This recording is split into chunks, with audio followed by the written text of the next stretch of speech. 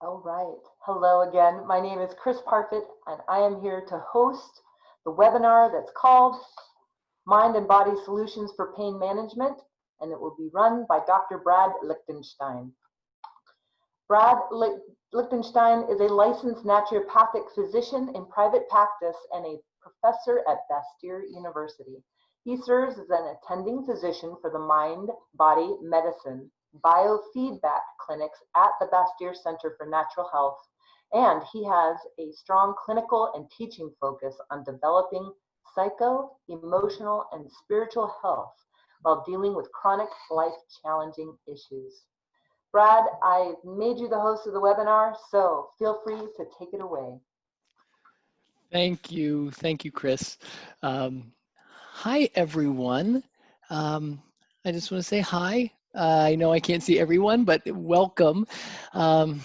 Welcome to our new way of presenting. I mean, I'm seeing all my patients via Zoom right now, and I'm also in the teaching clinic at Bastyr, and we're doing all of this through Zoom. So this isn't the ideal way. Hi, I like when I see people wave. Thank you, because I have the view so I can see everyone.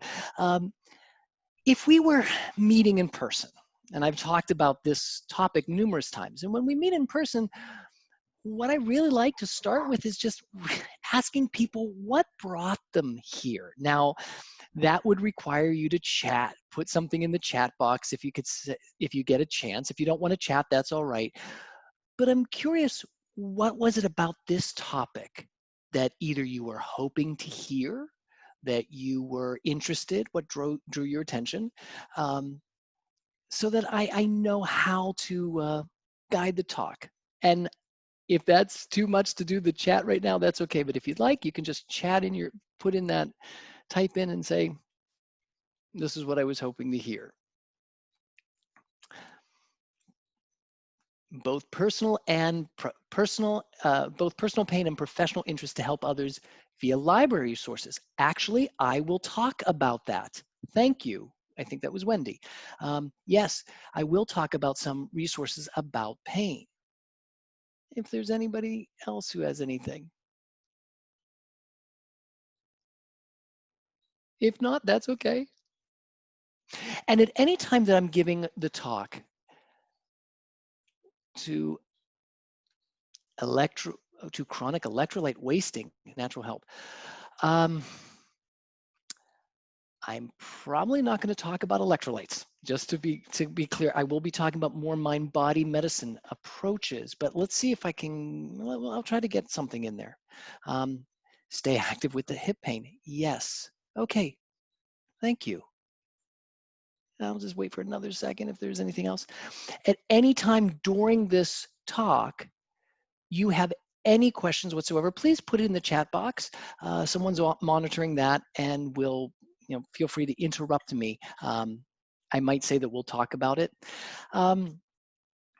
in a bit. Okay, I do have slides. Sometimes I find that's a little bit distracting, but let me start with just doing some slides, if that's okay. So I'm going to share my screen now, and you're going to see some slides, and I am going to, whoop, not that. You don't need to see that. There we go. So I was going to talk about mind-body approaches to pain. And so I always start with some quotes. Nature has placed mankind under the governance of two sovereign masters, pain and pleasure. And isn't that true? And doctors think a lot of patients are cured who have simply quit in disgust. And this is one of the quotes that I really appreciate and I share with my students, because a lot of times we say, oh, the person never came back, they must have gotten better. And many of you know that that's not always the case. I put this picture here for my acupuncture colleagues. It says early acupuncture, and it's about the cavemen throwing the just spears. And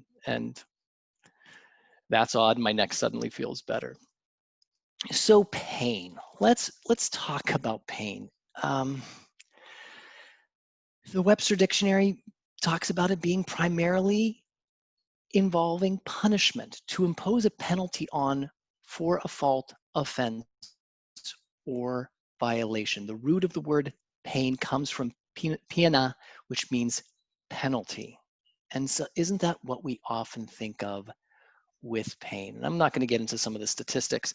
But why do we have pain? A lot of times we think, oh, I just wish I didn't have pain. But pain is a really important process. Of course, this cartoon says that it's to make us humble, but I'm not sure that's actually the case. But if we didn't have pain, we wouldn't know what to do. Pain is an important mechanism that tells us to protect. When we feel acute pain, it tells us to stop doing what we've been doing. Something is awry. So if you sprain your ankle, break your ankle, and you keep walking on it because you don't feel pain, you're only going to damage it more. So what we're talking about here is the difference between acute pain and chronic pain. And acute pain, and I think I have this in here. Well, I'm going to finish defining pain. Pain is an unpleasant sensory and emotional experience associated with the actual potential tissue damage, or described in a way which is always subjective, unquestionable, a sensation in the part of the body, but it's unpleasant. Interestingly enough, when you look at studies of brain scans and you look at the difference between emotional pain and physical pain, the same areas of the brain light up. Anytime you talk about emotional pain, sadness, grief, heartache, we're giving it a body part, right? Or when you say your gut is telling you, how do you know you have an emotion? This is one of the first things I ask people. How do you know that you're sad or scared or upset? You know because you feel it in your body. Emotions are not just this nebulous thing. So emotional pain and physical pain actually light up the same parts of the brain. What we're talking about, there's a term called interoception. It's a system of reporting what is happening in the body through the feedback of the brain and the spinal cord. It's where we feel what's happening in our body and our nervous system adjusts. Now, I'm going to step out of this for a minute. Well, no, I'm going to go back here. So when we talk about pain, pain is an unpleasant experience. But interestingly, pain can happen whether we have actual tissue damage or not. So pain is unpleasant, but it's potential or actual tissue damage. But the sensory system in the body lights up as if there is a threat, something's going on. And so then we perceive those experiences as unpleasant, and then our body responds likewise. And this will make more sense in a moment. And I'm gonna actually show you my slides this way. I think this might be easier,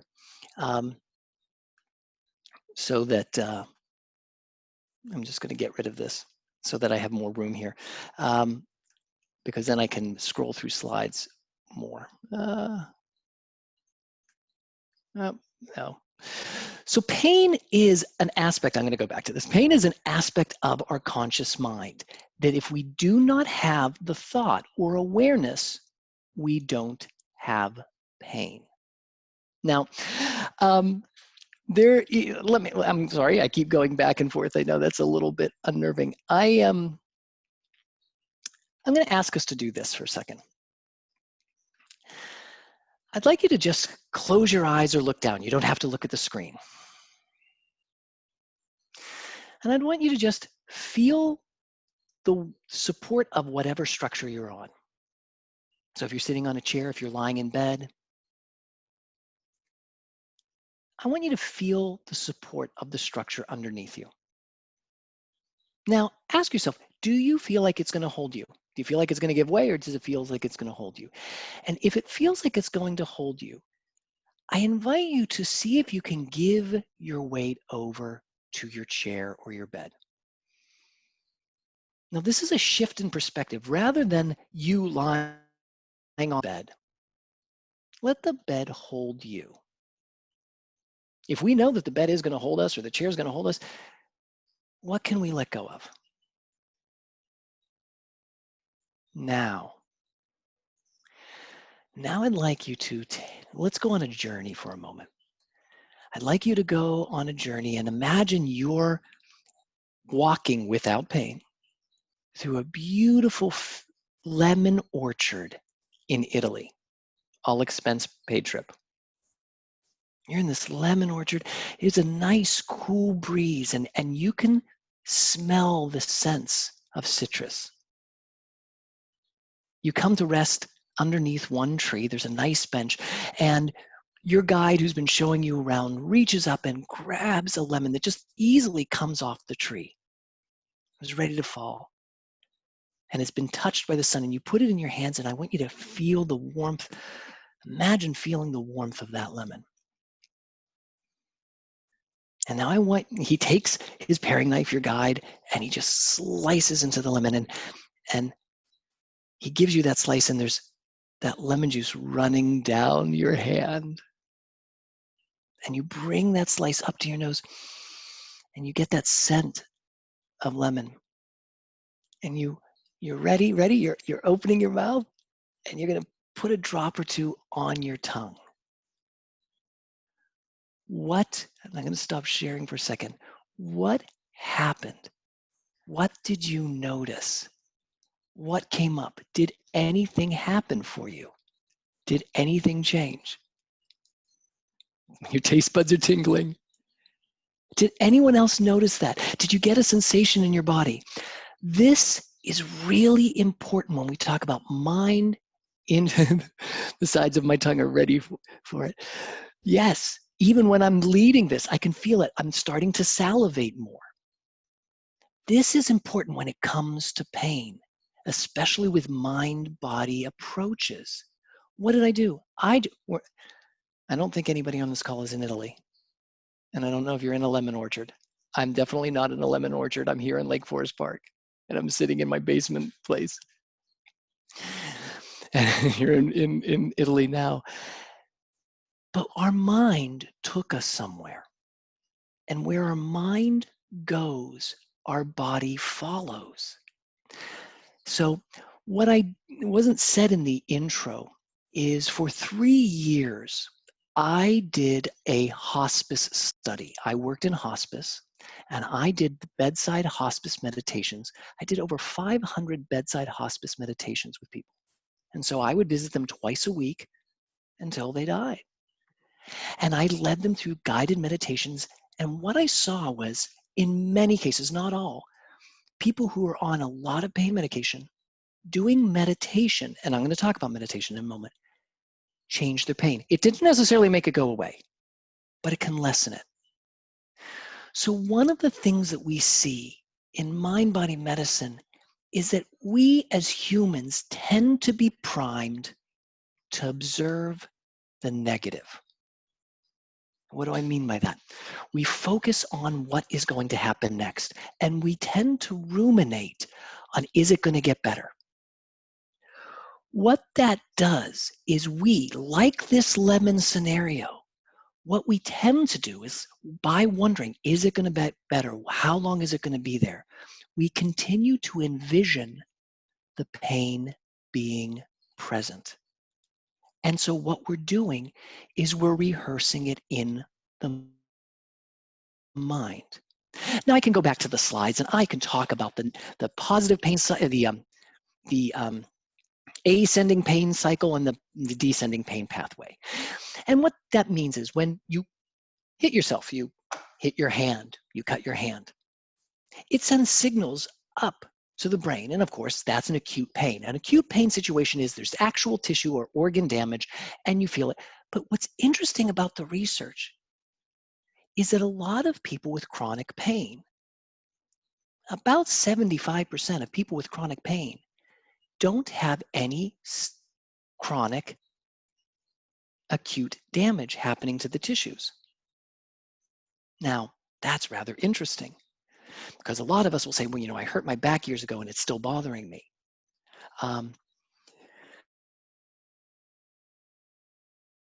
Yes, it is. Now, there's something called the ascending pain pathway where it feels the signals, and then there's the descending pathway, and that's connected to our own opioid pathway.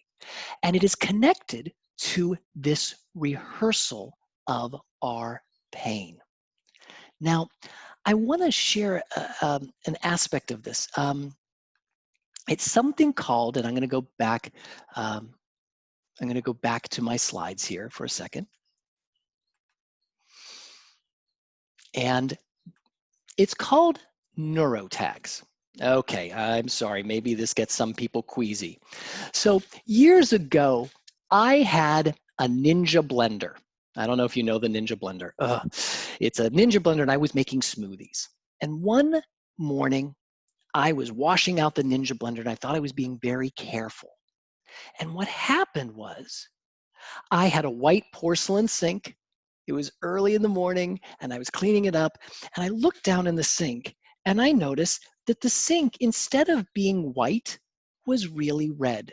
This is a true story. And it was covered with blood. And I was like, oh my God, what is this? I didn't put beets. That was what my thinking was. I didn't put beets in my smoothie. And then I looked down and I noticed my hand looked somewhat like that image. If that's okay for you to look, I'll change the picture in a second. That it was looked just like that. And what happened is I cut my hand. There was a deep gash in my hand. And I looked down, I saw it, and all of a sudden I felt pain. Very interesting. The tissue damage had already happened. Those signals had already gone up to my brain to alert me of something, but I didn't feel it because there was no conscious awareness. My mind wasn't focused on it. So what happened? I screamed bloody murder. I was like, ah, because then it felt, because there was soap in the water and it got in my hand and I screamed and my spouse came running down the stairs like, what happened? And interestingly, and this is connecting to Neuro Tacs, interestingly, I wound up getting rid of that Ninja blender. I put it in the closet down in the bottom of my cabinet in my kitchen, and it was in the back. And every time I opened the closet and I saw it, I felt a tinge in my hand. Now there's no, I still have a scar here, but there's no damage. It's been healed. But the minute I think about that, even as I'm telling you that story, I'm reliving it, and my whole body is tightening. And this is what we talk about with rehearsal.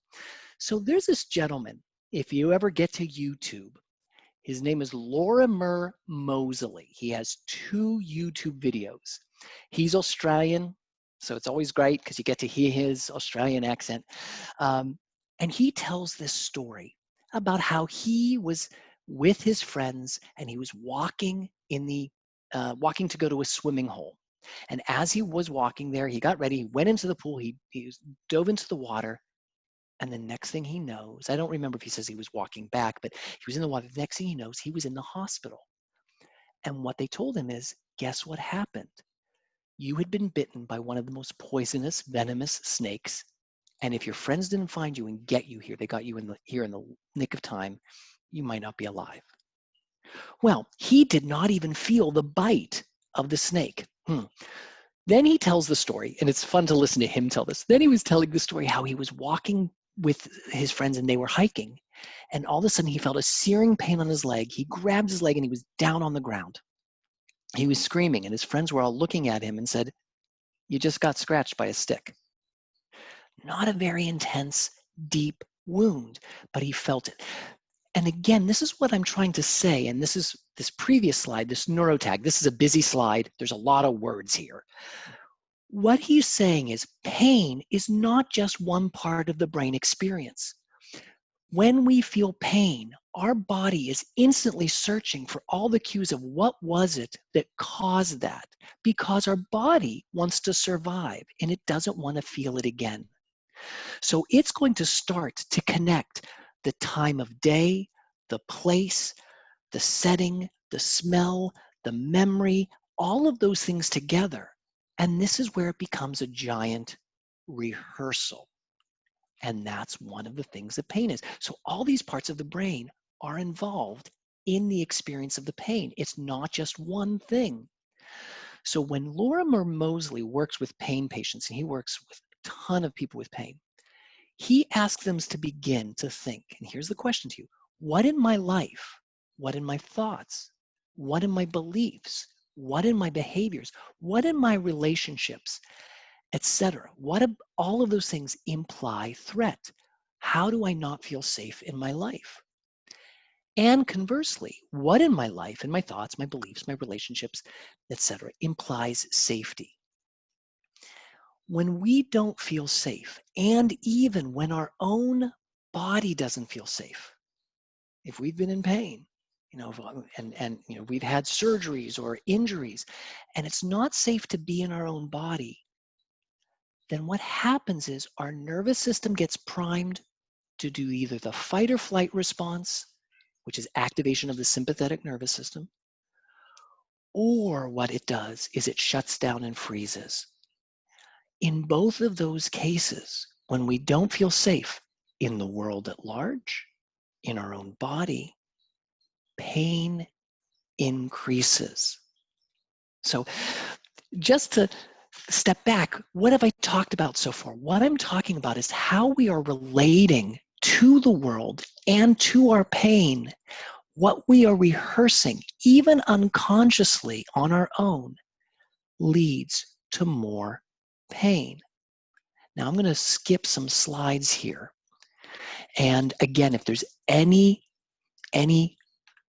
questions, feel free to put them in the chat and someone will tell me.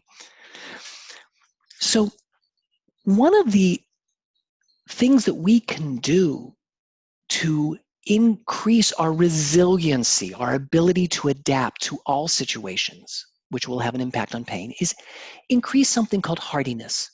The studies on people who have this thing called hardiness is they have three things: commitment, challenge, and control. Now, commitment is an aspect where you feel like your life, whoop, that went too fast, sorry.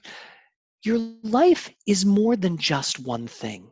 For instance, is your life just about your job? Now, I'm seeing a lot of the people I'm seeing in my private practice, whether it's emotional or physical pain or trauma, they've lost their job or they're on furlough because of this whole situation. And of course, one thing that we can say is connect about feeling commitment in his life is that we have some sense of meaning, that we can do other things. So it's community. I have a picture of golfing that some people say that they have hobbies, or it's a spiritual community. Whatever it is, it's about having other areas of your life, not just one. And one of the things I've heard with my chronic pain patients is they said, the pain is my life. And so one of the first things to do is to explore, how can we make other parts of our life be present? How can we have other aspects to our life? So that's the commitment. The next parameter is called challenge. And the challenge parameter is individuals with chronic pain or life-threatening illness. This was done with, some of these studies were done with patients with breast cancer as well, and found that individuals who looked at what happened to them, and this is a perceptual shift, as a challenge, not a threat. Those individuals who said, wow, this is something I don't like it. This is important. Having worked in hospice, it's not about loving your pain. It's not about loving your symptoms, your hypertension, your IBS, whatever. It's not about that. It's about saying, yes, I can look at this as something, as a challenge. I can work with this rather than see it as a threat. I can't deal with this. Because when we see it as a threat, we begin to mobilize and activate our nervous system again. We start to go, oh no, I have to fight this. And when we fight this, rather than find peace with it, it activates the nervous system and increases our pain. The next parameter is the control parameter. And the people with control parameter realize that, we can't control the environment, right? We can't control whether we're on lockdown. We can't control what's happening with viruses. We can't control what's happening in the world. But what we can control is our attitude, how we want to look at things. The interesting thing about commitment, challenge, and control is what the studies have found is the patients with high hardiness were often considered difficult patients by doctors because they asked questions and they didn't do immediately whatever their doctor told them. They said, wait a minute, I want a second opinion. Hey, let me talk about this. So I tell patients, if you want to decrease your pain and you want to be hardy, be a difficult patient. Now, some of the doctors, if they hear that, might be upset that I said that. So the original levels of hardiness talked about commitment, challenge, and control. But then the studies then added another parameter, and I think this is really important. It's community, that having people to support us. And I know this is a hard time right now with COVID and isolation. We can be physically distanced, but can we also still connect? Whether we're doing it through Zoom sessions like this, whether it's calling people, it's really important. And a lot of times when we're in pain, emotionally and physically, we isolate. And that's one of the most important things not to do. People say that nobody wants to hear about my pain. Well, it's like, we can still talk about it and have connection. Okay, so I wanted to talk about hardiness. Now, I want to go back, good, so then we're also going to get to some resources. I'm just wondering, let me stop for a second. I'm going to stop sharing. Were there any questions at the moment or comments? I'm going to try to tie these pieces together. I hope this is helpful. You know, this is talking about the mental framework about our pain. But now I want to talk about some things you can practice. It's very helpful. Thank you so much. Thank you. Reframing is really helpful. Okay, thanks. Good. Thank you. Okay, I'm going to share again. I'm going to talk about now let's get into some techniques and things to do. So in the realm of mind-body medicine, what is mind-body medicine? Mind-body medicine is any practice. I like to talk about it as practice rather than a technique. Any practice that looks about creating wellness and wholeness in your life. So it's not about eradicating pain, even though I know this is what we're talking about. This is the topic. Wholeness, health, I should say. The word health comes from the root word halen, which means to make whole. And one of the things I'd like to encourage us is that we can still have pain and be whole. We can still be sad and be whole. Because wholeness is about saying, this is my entirety. It's not all about being happy and joyous and free. It's about saying my life is complex and has so many things. So all these mind-body practices can involve meditation. Meditation simply means to concentrate deeply. If you personally don't like the word meditation, you could talk about prayer. You can talk about affirmation. You can talk about focusing exercises. So there's attentional practices. There's also body practices like yoga, like breath work, like things if you know about Feldenkrais and somatic therapies and movement therapies and exercise, all of those can be useful too. There's other techniques like autogenic training, which is a form of self-hypnosis.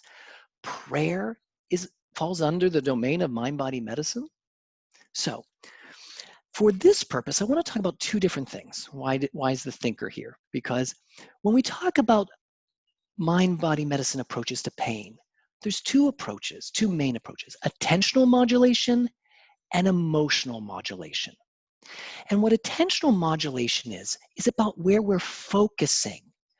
So one thing is for people who focus on their pain and continually sit and ruminate and think about how can I get rid of it and what can I do about it, what we find is techniques that help take our mind away from it. What psychologists call distraction. I don't like that term. I don't think we're distracting. We're focusing on something else. We're rehearsing something else. But when we focus on something else, it can decrease the intensity of the pain. You know how when you have pain, the doctors always say, is it on a scale of 1 to 10, is it a 10?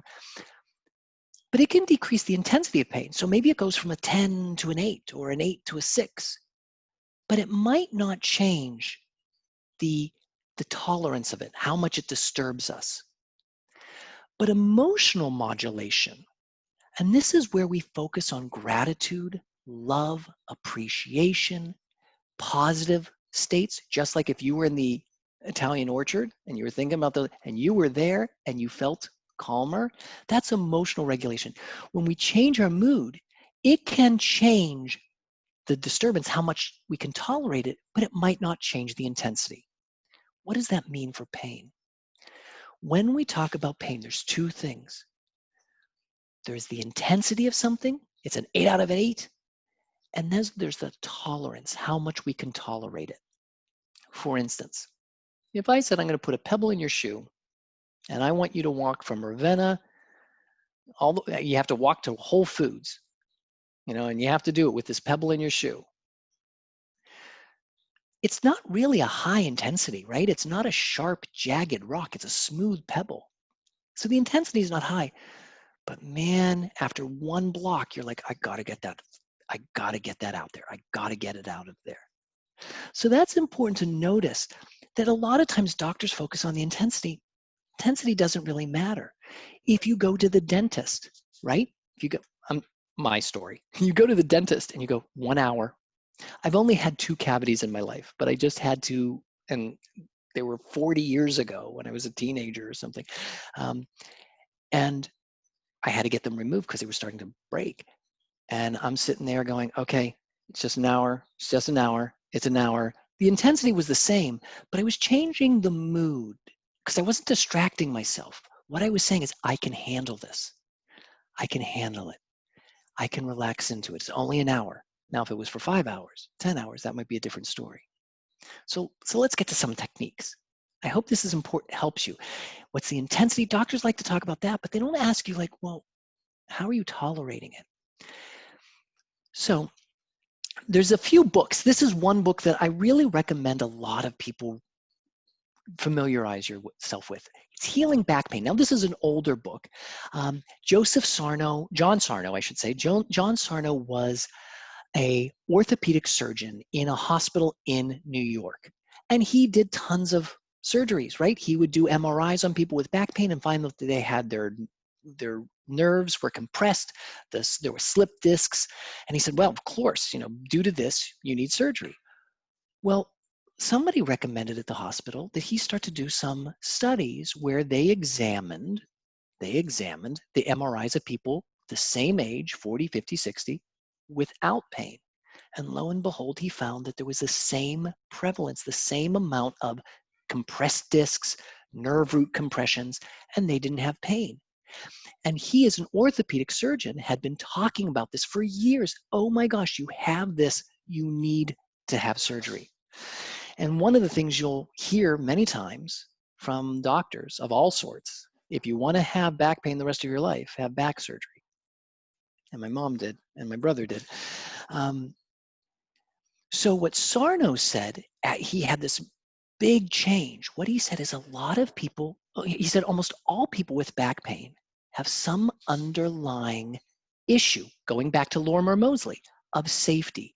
There's some issue where they don't feel safe or comfortable in their life, and they're not dealing with the issue. Now, I'm not trying to make this simple. I'm not trying to say it's, just think.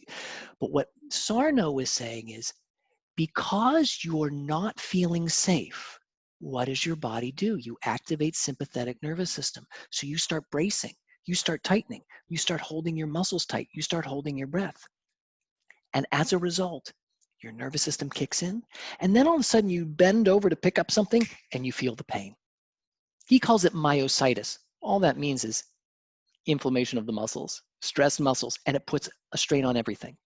And then what he says in the medical community is we medicalize that pain. Well, there's something problem and we've got to get rid of it. It's something that they call in the typology, the types of pain, integrated pain versus naked pain. What we've done is we've made pain naked pain. Thank you, Bayer aspirin and all of those commercials. I haven't got time for the pain.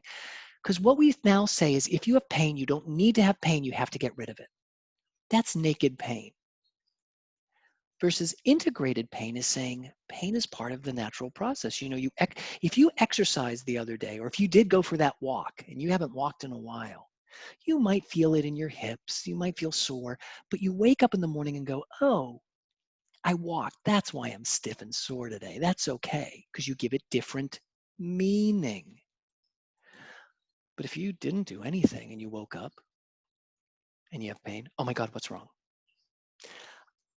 I just had a kidney infection.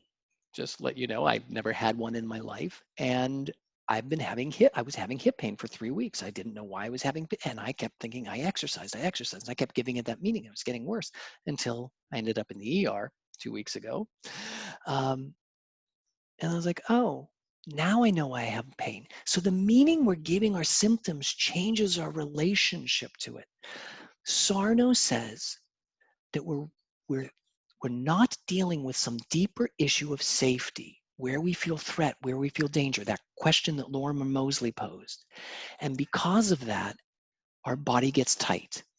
Rather than treat the pain, he says acupuncture, massage, anti-inflammatory, those can help. But rather than say, I've got to get rid of this pain, say, I have to address my safety in life, can change pain. This is a whole book that he has. He has 2 books now, and he has many exercises in this book. I'm sorry. He has also many workshops. He's talking about how to do this without drugs, without surgery, without exercise. Another resource, and this is a website as well as a workbook, is the work of Moskowitz, and it is neuroplastics. It says neuroplastic transformation. The website is on the left there. It's neuroplastics with an X. One of the things that, actually I should say, Moskowitz was written up. There was a synopsis of it by Norman Deutsch. He's another resource you can have. He talks about brain science. He's not necessarily talking about chronic pain, but he's talking about the neuroplasticity of our brain, how we can change our brain. So Deutsch wrote about Moskowitz, neuroplastics, in his book. And he talked about people who had severe pain. They could hardly walk. They couldn't get out of bed. They were in chronic severe pain. And what Moskowitz taught these individuals to do is this. He showed them these 3 slides. People who have acute pain, so like the day I cut myself on that Ninja blender, these are the parts of the brain that light up. And that's what I was saying with Lorimer Moseley. He showed different parts of the brain that light up. But when it goes on for a long time, it gets entrenched. Those parts of the brain fire even when the trauma of the tissues isn't even present. So what Moskowitz has you do is he has you look at this slide and imagine your brain going from this to this to this. Now that sounds like this is such a simple technique. Can this possibly work? So anytime you feel pain in your body, chronic pain, what he had people do is imagine that, okay, their brain is on fire, and imagine whatever way you can, you keep rehearsing a new story. That the way I do this when I practice this is I imagine pouring a water can over my brain, and it slowly puts the fire from here to here to here. So it takes it down. And so in the book by Norman Deutsch, he talks about several of his patients, Moskowitz's patients, one person who was such severe pain couldn't get out of bed, but she said, look, I'm not getting out of bed. I've lost my job. I can't do anything. I'm just going to spend an hour meditating on this. When my mind wanders, I'm going to come back. And she said, for 2 weeks, she didn't feel a change. She didn't give up. She kept doing it. And within that second week, she started to feel the pain decreasing. And when the pain decreased, she found that she could continue, and she kept doing this. And now she's walking, and she's not completely pain-free, but she can handle the pain. She can tolerate the pain now. I don't know. Oh, sorry. These were studies on meditation. So I'm just trying to get to some other things. There's been lots of studies about meditation in the brain, and that when we meditate, we increase certain parts of the brain. We decrease these pain centers, and when we meditate, we light up other parts of the brain that are about feeling more at peace and calm. And so here's if you're just resting quietly and you feel pain and you're focusing on it, because then you feel it and you focus on it. But then when you do meditation, the areas of the brain decrease that are lighting up with pain. So some of the things that Moskowitz talks about is a way to get into this meditation is to talk about the sensation of the pain. Can you describe the pain without, and this is a mindfulness technique, without getting into the story about the pain? Meaning, when I feel my back pain, it feels dull, It's a dull but diffuse. It's about this much of my back. It's about 2 inches of my back, and it seems to be more burning. Now, what most of us do, as I said in the beginning, rehearse. So what we do is we start to go, oh, it's dull fuse. How long is it going to be here? How long it's, and as I say that to you, I'm already contracting against it. I start to grip the muscles in my forehead. I start to hold my breath, and that just makes the pain more. So this mindfulness technique here is about describing, but not going any further, not going into judgment, or what I like to say to people, future tripping or past tripping. Like, what did I do? And then we spend all this time thinking about it and we're not present. Just describe the sensation very simply. Help identify. That's a meditation in itself. We're just staying present, breath by breath, to the sensation.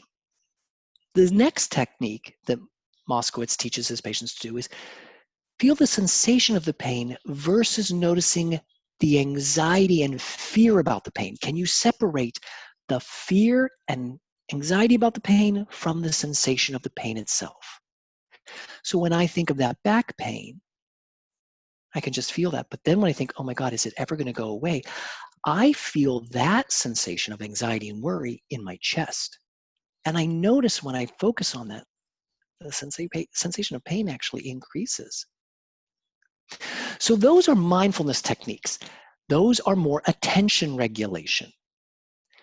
This next few are about affect. And it's the first one is think of a memory of being soothed by your loved one or friend or a pet. Now I should say this, I do a lot of biofeedback. That's where we hook people up to sensors and I can show them what their heart rate is doing, their breath rate is doing, their muscles are. I'm not doing any of that right now because I'm doing it remotely, but I'm still teaching people these techniques. I'm working with people one-on-one. So I was at a health fair once and I had people on my biofeedback machine. And so I was having them do this meditation. They focused on sensations and things. And then I had them think about someone they love or appreciate without question. I have the data on 40 people in a row at this health fair. They just stopped at my booth. And when they think about someone you love and appreciate, and by the way, at the VA hospital, I have a colleague at the VA, and they say when they have their vets think about love and appreciation, the main thing they think about is their animals. But thinking about a loved one or someone who soothed you, who cared about you, and feeling that love and appreciation. When I did this at that health fair, all the individuals who did this, every one of them, their heart rate got into this nice, even, smooth rate. And all of them only stayed there for a maximum of a minute and a half to 2 minutes. They immediately went to something negative. And then I would ask, and I could see their heart rate change, and I saw stress markers go up. And I said, well, wait a minute, what are you thinking about? And they'd say, I'm thinking about my grandson, but he's going off to Afghanistan after Thanksgiving. I'm thinking about my best friend. They just got diagnosed with this. I'm thinking about my husband, but he died a few years ago. And what's that interesting is we can't hold on to the positive feeling. And this is a practice. This is a training to hold on to the sensation of love and appreciation without spiraling into, but it's not here.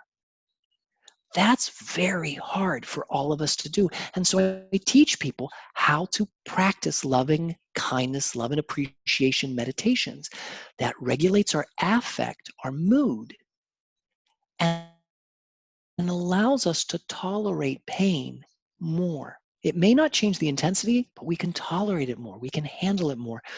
And that goes back to that hardiness. We feel connected to something more than just ourselves. Now, Moskowitz recognizes that this is hard to do. So he incorporates these other things. He does touch, he talks about smell, and he also talks about sound and vocalization. Touch is, he invites you, and I don't have it right here. It's on my other desk. He invites you to feel something. A lot of people carry a piece of fabric that's very comfortable for them and soothing and feel that. He talks about using touch in the way of taking baths, using oils on the skin, anything that creates a sense of comfort physically and tactily. He also talks about using essential oils or any smells that will induce a calm state. There's only 2 synapses between the nose and the brain. And as many of you know, smell is a powerful, powerful agent. It changes our brain.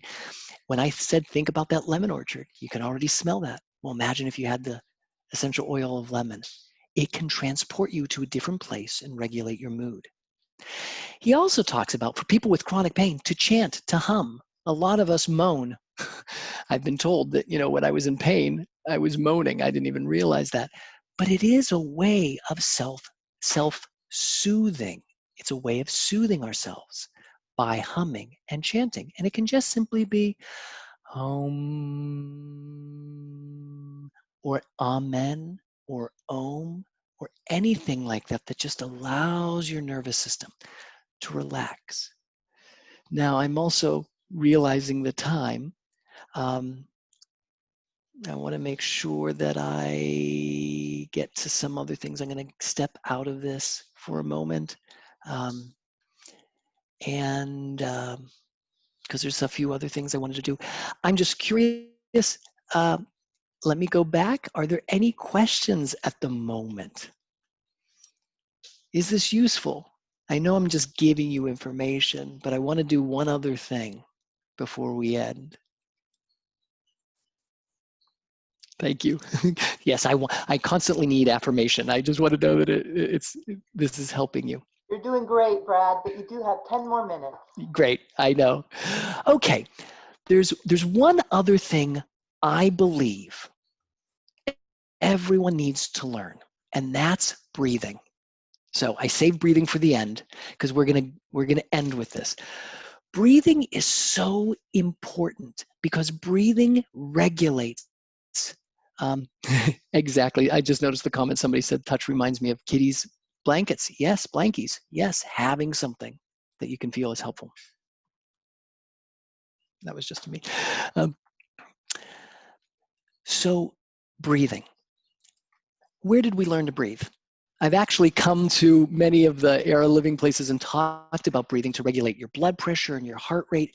So I want to just talk about this, that when you breathe, when you breathe in, you increase your sympathetic nervous system. That's your fight or flight response. So every time you take a breath in, you take a deep breath in, your heart rate is speeding up. I don't know if you guys can feel that. If you can feel your pulse, you can always do this on your own. You can just feel your pulse in your neck or in your wrist and take a big breath in and hold it. And you'll find that your heart rate speeds up. Now, regardless of whether you're feeling your pulse, take a slow breath out through pursed lips, slow. Don't try to get all your air out, but just a nice slow, something like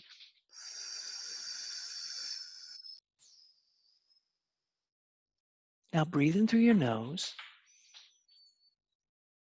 Now don't try to get in all the air that you can, and then breathe out through pursed lips.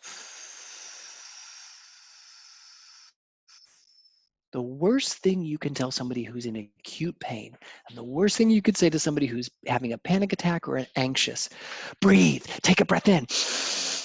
That just increased your nervous system. So what we can do is through pursed lip breathing. And what I'm going to show you right now is a pacer. I'm going to share my screen again. And this is, and I'll send the link to this. This is a way of breathing. Let me share this screen. Ready? Share. That's what I want to do. So I don't know if everyone can see this website here. If you can, and if you're on the phone, you're not going to be able to see this. I'm sorry. What it is, I'll speak as it's happening. It's a line graph of this ball, and it's going inhale for 5 seconds. And then when you get to the top, it's a gently exhale. I know those transitions are pointed.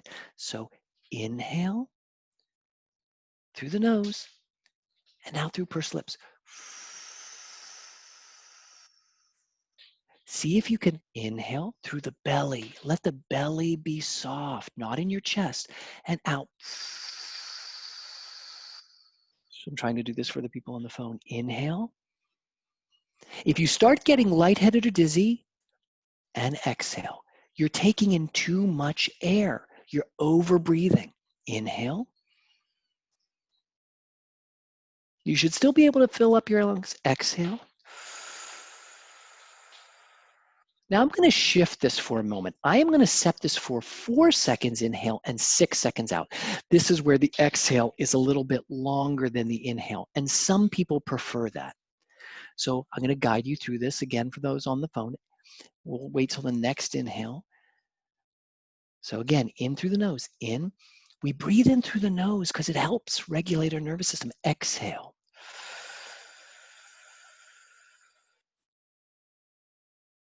Inhale. And exhale. Now what I want to add, I know we only have another few minutes left. What I'd like to add is as you inhale, just feel the sensations of pain. Exhale, imagine blowing them away. Imagine the pain. Inhale, imagine the breath comes to that area of pain.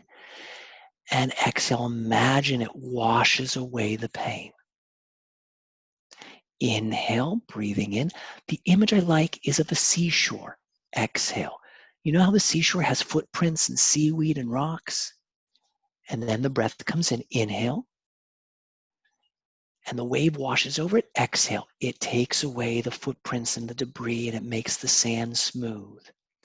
Inhale. The breath is going wherever you feel pain. Exhale. It's washing over it and taking the pain away. Inhale. We're going to do 2 more. And exhale.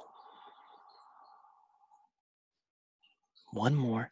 Inhale, breathing in through the nose. That breath goes wherever you need it. Exhale, washes away the pain. Okay, how are you feeling by just doing that? Are you noticing any changes? This is a simple technique that you can use. And yes, you know, my voice, I regulate my voice when I do this. I teach meditations all the time. And so that helps. I will have a link. I will send the link to that breath pacer that's on the computer, and you can just watch that. There's other ones if you have an iPhone. If you don't, I don't have it for Android, but if you have an iPhone, there is a breath pacer called Breathe Plus. It's called Breathe with a plus sign. And what it is you set it for 4, 6 again, and what it does, it has a wave that goes up and it has sound so you don't have to look at anything. So I'll send those as resources too. We could talk about this topic forever, and it's a very important topic, but the keys I want to say is when you feel pain, ask yourself, how safe do you feel in your body, in the world? How much threat do you feel? How much of a threat does it feel to be in your own body? And then notice, what are you rehearsing about your pain? Are you saying to yourself, is it ever going to go away? And how can you shift that focus? And I will send these slides. I'll send the slides that I went over so that you could have those, so that, you know, maybe you can review some of this. At any time, you can reach out. My website is thebreathspace.com, thebreathspace.com. And I do have, and that will be on the slides, I have a number of free guided meditations that you can access anytime. And I just have them available so people can download them. I also am doing meditations every Tuesday and Thursday on Zoom and on Instagram, if anybody's on Instagram. So at 8 o'clock in the morning, again, free, just to help people. So if you have questions and you didn't get them answered, feel free to email me as well. Wonderful. Brad, thank you so very much. Sure. What a fantastic way to relieve pain. I had a headache before we went in, and now it's gone. So that's wonderful. Yes, I breathing love to hear that. Thank you. Thank you. Yes. Everyone, thank you so much for being on the call. We want to end on time. Even Wendy says thumbs up. That's great. I like that. Yes. Great. Thank you. I'm going to Arch gives you a big applause. That's great. Everyone, if you do have questions for Brad, you can either go through his website to reach him. I will be sending out the information very soon. And you can also email me, and I will make sure that Brad receives those. Once again, thank you so much for joining us. Era Living, thanks you greatly for joining us, and so does Ida Culver House Ravenna. Thank you. Take care, everyone. Breathe in, out, and say goodbye. Thank you, Brad. Thank you. Thank you. Thank you so much. It was fabulous. Thank you. Thank you. Thank you. I'll